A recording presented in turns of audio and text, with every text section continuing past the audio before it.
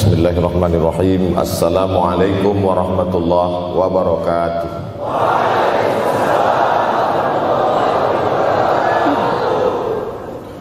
Alhamdulillahi wa kafa, wassalatu wassalamu ala al-habibil mustafa wa ala alihi wa ashabihi ahli tuqa wal wafa. Subhanaka la ilma lana illa ma 'allamtana innaka antal alimul hakim. Rabbi shrah li sadri wa yassir li amri wahlul 'uqdatam min lisani yafqahu qawli.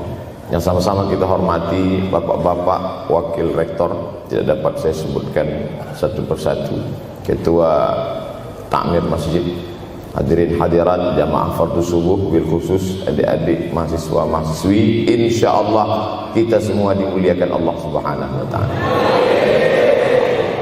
Man shallas subha fi jama'atin, siapa yang salat subuh berjamaah, faka'annama shallal laila kullah, dapat pahala seperti salat sepanjang malam. Berarti kita sudah salat sepanjang malam, tapi tetap besok malam tahajud. Jangan karena sudah sholat subuh berjamaah lalu tidak lagi tahajud. Apalagi yang memang tak pernah tahajud, dan ini dijadikan alasan besok kalau ada orang membangunkan dia, bangun sholat tahajud. Man shallas subha fi jama'ati faka'annama shallal laila kullah. Man shalla subha fi jama'atin, siapa yang salat subuh berjamaah, kana fi zimmatillah. Dalam hadis yang lain, siapa yang salat subuh berjamaah maka sampai petang sampai malam nanti dia akan mendapatkan zimmatillah, tanggungan. Makna tanggungan, dipelihara, dijaga Allah zahir dan batin. Kalaupun dia mati hari itu, matinya dalam istiqamah dan husnul khatimah. Tapi dalam hadis ini cuma 3 Ustaz. Idza haddatsa kadzaba, bicara dusta, wa idza wa'ada akhlafa, kalau berjanji ingkar, wa idza tumina khana, kalau diberi amanah berkhianat. Dalam hadis lain, kalau sudah dilihat orang salat subuh berjamaah, insyaallah diselamatkan dari nifaq, kemunafikan dalam hatinya. Munafik diambil dari 3 huruf nafaqa. Nafaq, tanal, terowongan, 2 pintu. Ada pintu masuk, ada pintu keluar. Punya 2 wajah, berbeda zahir, berbeda batin. Tapi salah satu tanda adalah pada salat subuh. Mudah-mudahan Allah menyelamatkan kita dari sifat munafik. Makanya perempuan-perempuan kalau mau dapat suami yang selamat dari munafik, inilah dia pasukan salat subuh ini. Selesaikan aja dulu 8 semester.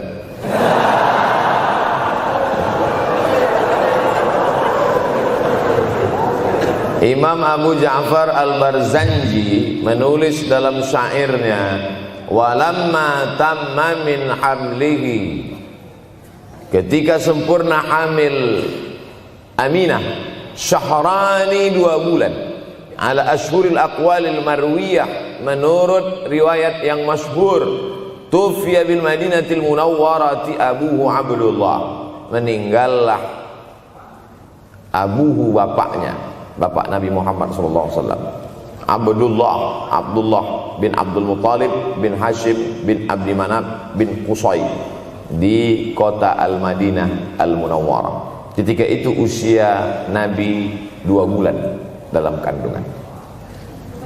Setelah itu Nabi SAW pun lahir, dibesarkan dalam peluk cium kasih sayang Aminah. Lalu kemudian pada usia lebih kurang 4 tahun dibawa lagi ziarah ke makam ayahnya. Dan dalam perjalanan pulang dari ziarah itu meninggal pula Aminah. Apa pelajaran yang ingin diambil dari kematian ayah dan ibu Nabi ini? Banyak analisa sesuai dengan ilmu orang masing-masing. Bagi psikolog yang katanya pengaruh akal manusia itu dipengaruhi 4, maka kata mereka manusia ini berpikir itu dipengaruhi oleh pertama ayah, yang kedua ibu, yang ketiga bacaan, yang keempat lingkungan. Maka Allah ingin membersihkan Nabi Muhammad sallallahu alaihi wasallam dari 4 ini. Apakah akal Nabi Muhammad itu dipengaruhi oleh ayahnya? Tidak, karena dia tidak sempat bertemu. Apakah Nabi Muhammad SAW itu akalnya dipengaruhi oleh ibunya? Tidak, karena 4 tahun sudah meninggal dunia. Apakah Nabi Muhammad SAW itu dipengaruhi oleh bacaannya? Tidak, karena Nabi tidak bisa membaca. Walladzi ba'atsa fil ummiyina rasulan minhum. Allah yang mengutus dia kepada umat yang ummi, la yaktub wa la yaqra, tak menulis dan tidak membaca. Minhum, dan dia bagian dari mereka, dia juga tidak bisa tulis baca. Apakah Nabi Muhammad SAW itu dipengaruhi oleh lingkungannya? Tidak, karena di lingkungannya zina begitu bebas, tipu muslihat, dan dia tetap dengan jati dirinya bergelar al-amin, orang yang paling amanah menurut para psikolog. Tapi ada analisa lain. Mengapa ayahnya meninggal ketika dia berusia 2 bulan dalam kandungan, dan belum sempat pula dia mendapatkan kasih sayang seorang ibu? Di situ pula dia meninggal dunia, ibunya saat dia berusia 4 tahun. Maka salah satu analisanya adalah Allah ingin menjaga Nabi Muhammad SAW tidak sempat durhaka pada ayah dan ibunya, karena orang yang durhaka tak layak menjadi rasul utusan Allah Subhanahu wa ta'ala. Makanya sehebat-hebatnya bapak Nabi Ibrahim bernama Azar. Apa kata Azar? Wa idh qala Ibrahimu li abihi Azara. Ingatlah ketika Ibrahim berkata kepada bapaknya Azar, atattakhidhu asnaman alihah. Mengapa engkau menjadikan berhala ini sebagai Tuhan, wahai bapakku Azar? Apa jawab Azar? La illam tantahi, kalau kau tidak berhenti menceramahi saya, la arjumannaka, aku lempar engkau pakai batu. Wahjurni maliya, tinggalkan aku untuk waktu yang sangat lama. Pergi sana, kata Azar. Apa jawab Nabi Ibrahim alaihissalam? Salamun alaika, selamat untukmu wahai ayahku Azar. Aku akan memohonkan astaghfirulaka rabbi, memohonkan ampun kepada Allah dosa-dosamu supaya diampunkan Allah. Innahu kana bi hafiyya, sesungguhnya Allah amat sangat sayang dan mengabulkan doa-doa. Nabi Ibrahim sempat bertemu dan tidak melawan. Tapi Nabi Muhammad SAW beda dengan Nabi Ibrahim. Allah buat Ibrahim tidak melawan, tapi ayahnya menjadi durhaka kepada anak. Sedangkan Nabi Muhammad SAW dua-dua dan dijaga Allah Subhanahu wa ta'ala. Nabi Muhammad dijaga sehingga tidak sempat durhaka kepada Abdullah dan Aminah, dan Allah pula menjaga Abdullah, menjaga Aminah, sehingga tidak sempat menyakiti manusia yang paling mulia, Nabi besar Muhammad sallallahu alaihi wasallam. Saya tidak memilah-milih nabi-nabi, karena kita memang tidak boleh la nufarriqu baina ahadim mir rusulih. Kita tidak boleh membeda-bedakan antara satu nabi dengan nabi yang lain. Lalu yang membedakan itu siapa? Allah Subhanahu wa ta'ala. Dari cara panggilnya saja berbeda. Kalau Nabi Adam dipanggil Allah, ya Adam uskun anta wa zawjukal jannah. Nabi Yahya dipanggil Allah, ya Yahya khudhil kitaba biquwwah. Nabi Isa dipanggil Allah, ya Isa inni istafaituka 'alan nas. Tapi Nabi Muhammad SAW, Allah tidak pernah manggil dia ya Muhammad. Allah panggil dia dengan dua sebutan. Pertama, ya ayyuhar rasulu balligh, wahai rasul. Dalam panggilannya yang lain, ya ayyuhan nabiyyu jahidil kuffar. Bukan kita yang membedakan, Allah yang membedakan cara panggilan untuk Muhammad sallallahu alaihi wasallam. Begitu juga dengan berdoa. Kalau Nabi Musa alaihissalam, dia yang berdoa, Rabbis shrahli sadri, lapangkan dadaku, wa yassirli amri, mudahkan urusanku. Tapi Nabi Muhammad tidak berdoa, Allah langsung memberi. Apa kata Allah? Alam nashrah laka sadrak. Apakah belum kulapangkan dadamu? Wa rafa'na laka dzikrak, kami angkat beban. Allazi anqadha dhahrak, yang membebani pundakmu.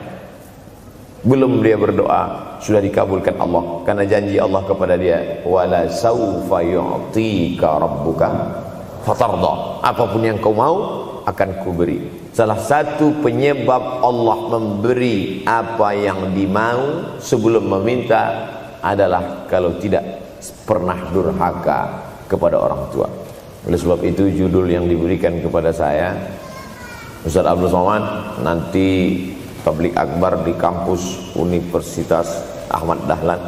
Apa temanya? Biasanya saya diberikan tema untuk anak-anak muda meraih masa depan bebas narkoba dan pacaran. Apa temanya untuk anak-anak muda? Bagaimana pokoknya. Tapi di Universitas Ahmad Dahlan saya diberi tema. Apa temanya? Birrul walidain. Masya Allah. Saya bilang alhamdulillah, untung saya nggak dikasih tema birruz zaujatain. Artinya apa? Sehebat apapun prestasi akademikmu, kalau sampai tidak memuliakan orang tua, hampa di hadapan Allah Subhanahu wa taala. Ada seorang laki-laki, kata Nabi, kalau nanti dia datang kemari minta doa sama dia karena doanya makbul. Sahabat heran, karena sahabat itu definisinya man laqiyan Nabi sallallahu alaihi wasallam wa amana bihi wa mata 'alal Islam. 3 definisi sahabat: orang yang berjumpa dengan Nabi, beriman dengan Nabi, dan matinya dalam keadaan Islam. Maka itu disebut dengan sahabat menurut ilmu hadis. Makanya ketika saya menjelaskan itu ke mahasiswa, Aisyah yang merupakan sahabat Nabi, komplain mahasiswa, mohon maaf Ustaz keliru, Aisyah itu bukan sahabat tapi istrinya. Kita bicara ilmu hadis. Makna sahabat, man laqiyan Nabi, berjumpa dengan Nabi, wa amana bihi, beriman dengan Nabi, wa mata 'alal Islam, mati dalam keadaan Islam. Abu Lahab ketemu dengan Nabi tapi tidak beriman dengan Nabi dan mati dalam keadaan kafir, maka tidak masuk golongan sahabat. Tapi ini ada seorang laki-laki hidup sezaman dengan Nabi dan Nabi mengenal dia, dan Nabi berpesan nanti kalau dia datang ke kota Madinah minta doa dari mulutnya karena doanya dikabulkan Allah Subhanahu wa taala. Sahabat heran, kami yang hidup bersama engkau, kami yang berperang bersama engkau, kami yang sholat di Masjid Nabawi bersama engkau, kenapa doa dia lebih makbul daripada kami? Malah kami meminta doa dari mulut dia. Tapi tidak boleh membantah dan melawan Nabi. Pokoknya nanti kalau dia datang kemari minta doa kepada dia. Setelah Nabi Muhammad SAW meninggal dunia, laki-laki itu pun sampai ke kota Madinah, berjumpa dengan sahabat. Sesuai dengan yang dijanjikan Nabi, mereka pun meminta doa kepada dia. Namanya Uwais Al-Qarni. Makanya Uwais Al-Qarni tidak ada masuk dalam buku biografi sahabat. Kalau mau mencari biografi sahabat Nabi, buka kitab namanya Al-Isabah fi Tamyizis Sahabah, atau baca juga Usudul Ghabah fi Ma'rifatis Sahabah, atau baca juga Al-Isti'ab fi Ma'rifatil Ashab. Itu memang buku biografi isinya sahabat Nabi semua. Sahabat Nabi klasifikasi. Yang pertama, Al-Ashra Al-Mubasysyaruna bil Jannah, 10 sahabat yang dijamin masuk surga. Level kedua, sahabat Nabi yang ikut perang Badar. Berikutnya, sahabat Nabi yang masuk Islam sebelum hijrah. Berikutnya, barulah ujung sahabat Nabi masuk Islamnya setelah hijrah, setelah Islam kuat, barulah dia masuk Islam. Tapi nama Uwais Al-Qarni tidak ada di dalam, karena dia tidak cukup syarat untuk menjadi sahabat, karena dia tidak pernah berjumpa langsung dengan Nabi Muhammad sallallahu alaihi wasallam. Tapi kenapa doanya makbul? Ternyata dia tidak berjumpa dengan Nabi bukan karena dengki, bukan karena musuh, bukan karena tidak beriman. Dia tidak jumpa dengan Nabi, salah satu sebabnya adalah karena dia menjaga ibunya di Yaman. Makkah di tengah, Yaman di bawah, Syam di atas, negeri Syam. Tak ada hubungan dengan negeri paman Syam. Syam di atas, Yaman di bawah, Makkah di tengah. Liila fi Quraisy, perjalanan orang Quraisy. Ila fihim rihlatash shita'i was-shaib, perjalanan syita musim dingin, shaif musim panas. Musim dingin mereka ke Yaman, musim panas mereka pergi ke negeri Syam. Kenapa dingin ke Yaman? Karena Yaman ini kalau musim dingin tidak terlampau dingin, salju tidak turun. Kalau pergi ke negeri Syam, salju turun. Palestina, Yordania, Suriah, Lebanon. Suriah, Lebanon ada salju. Maka musim panas Nabi pergi ke negeri Syam, karena kalau musim panas di Yaman panas sekali. Sedangkan ke negeri Syam panasnya tidak seberapa. Perjalanan orang Arab Quraisy ini diceritakan Allah, di negeri Yaman itulah tempat kampung Uwais Al-Qarni. Tidak sempat dia berjumpa dengan Nabi, tapi doanya lebih makbul daripada orang-orang yang berada bersama Nabi, karena keutamaan berbakti kepada ibu. Kalau sama ayah boleh ngelawan Pak Ustaz? Enggak juga. Jangan ini nanti dijadikan dalil. Kamu kenapa lawan bapakmu? Ada seorang laki-laki. Ini kadang jamaah pandai motong-motong ceramah saya, hanya untuk mencari pembenaran. Sedangkan kita ngaji ini mau mencari kebenaran. 1000 dalil bagi orang untuk mencari kebenaran, tapi ada 1001 hujjah untuk orang yang suka mencari pembenaran. Nah, jadi kalau saya bicara tentang ibu, sesungguhnya ayah sudah masuk. Karena tanpa ayah kita juga bukan apa-apa dan bukan siapa-siapa. Walaupun jatah ayah sepertiga, sedangkan ibu lebih daripada itu. Man ahaqqun nas bi husni suhbati. Siapa orang yang paling layak mendapatkan baktiku ya Rasulullah? Ummuka. Summa man, siapa lagi? Ummuka. Summa man, siapa lagi? Ummuka. Summa man, abuka. Itu yang menyusun itu Nabi SAW, bukan saya. Itu makanya ibumu, ibumu, ibumu, bapakmu. Kenapa Nabi 3 kali? Kenapa Nabi menyebut laki-laki 1 kali, perempuan 3 kali? Karena ibumu mengandung, ibumu melahirkan, ibumu menyusukan. Siapa yang mau dapat 3 kali? Coba yang 3 ini. Mengandung, melahirkan, menyusukan. 3 ini belum bisa dilakukan oleh laki-laki dimanapun. Adapun merubah wajah sudah bisa. Makanya ada lady boy, wajah lady, betis boy. Tapi untuk mengandung tidak bisa. Ana Rahman, aku ini Rahman, kata Allah. Syaqaqtur rahim wa ja'altu lahu isman min ismi. Aku ciptakan satu makhluk di dalam perut perempuan, maaf, namanya rahim, dari namaku. Ini yang belum bisa dibuat dokter dimanapun di dunia ini, menciptakan rahim, belum bisa. Andai terpecah rekor ini, maka kebanggaan luar biasa bagi LGBT. Tidak bisa, sampai hari kiamat tidak akan bisa, janji Allah. Karena Allah mengatakan dalam hadis qudsi, Ana Rahman ja'altu lahu isman min ismi. Maka ada satu makhluk dalam perut perempuan yang diciptakan, diambil dari Asmaul Husna.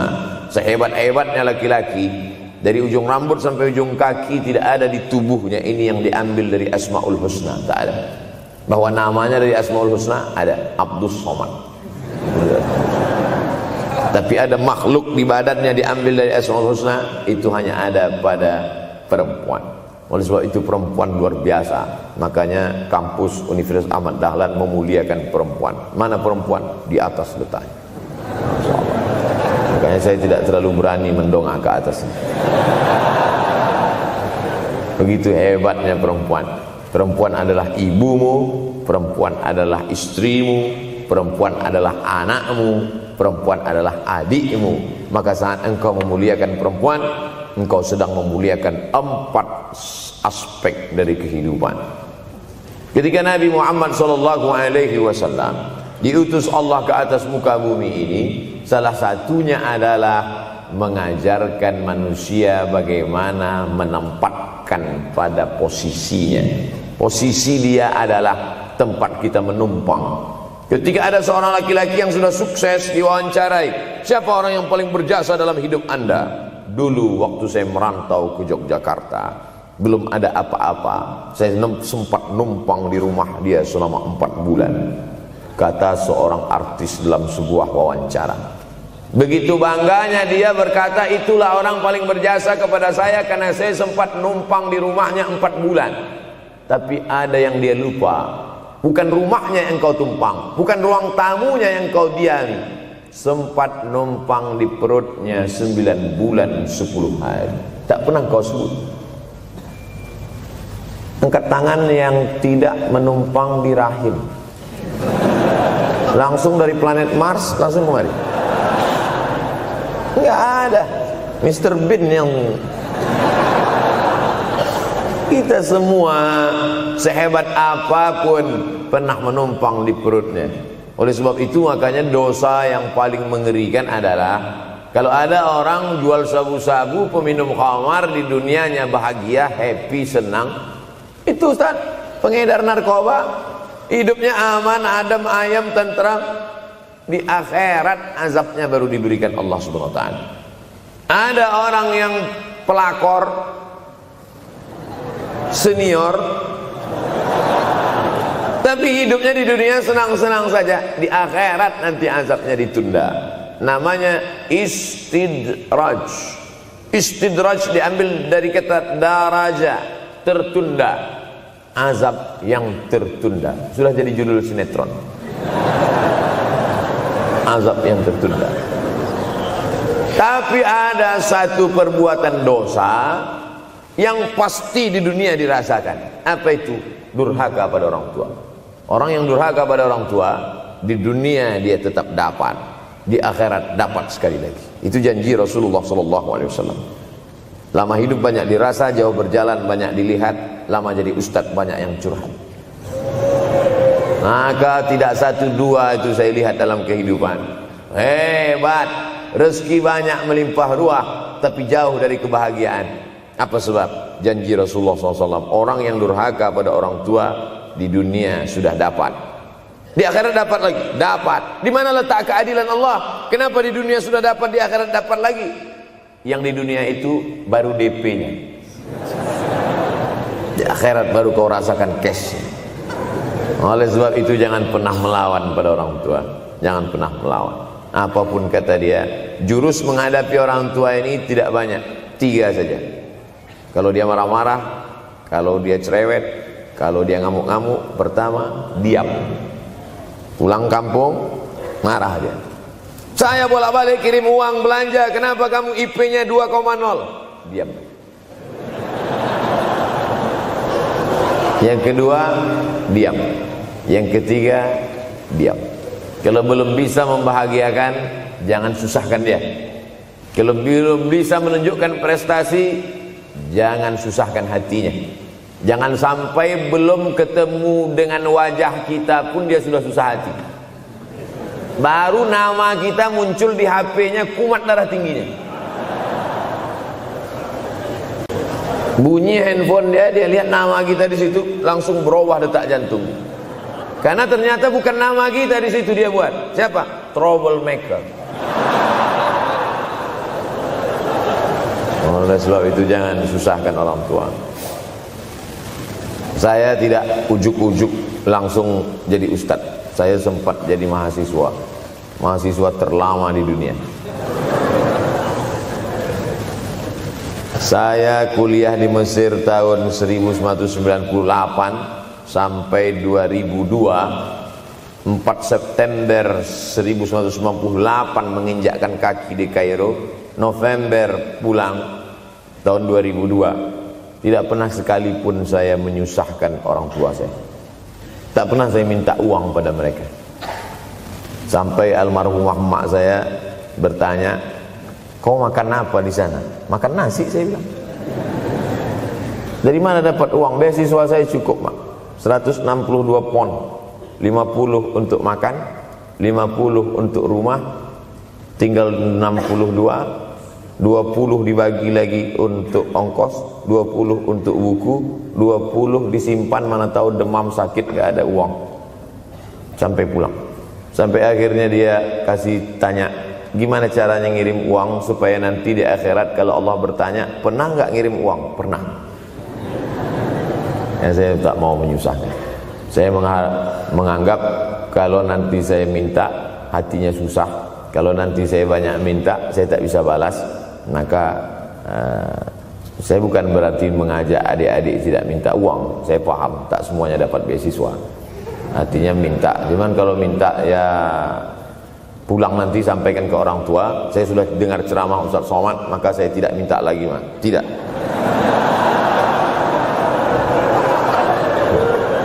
Tapi tolong dirapel setahun sekali aja.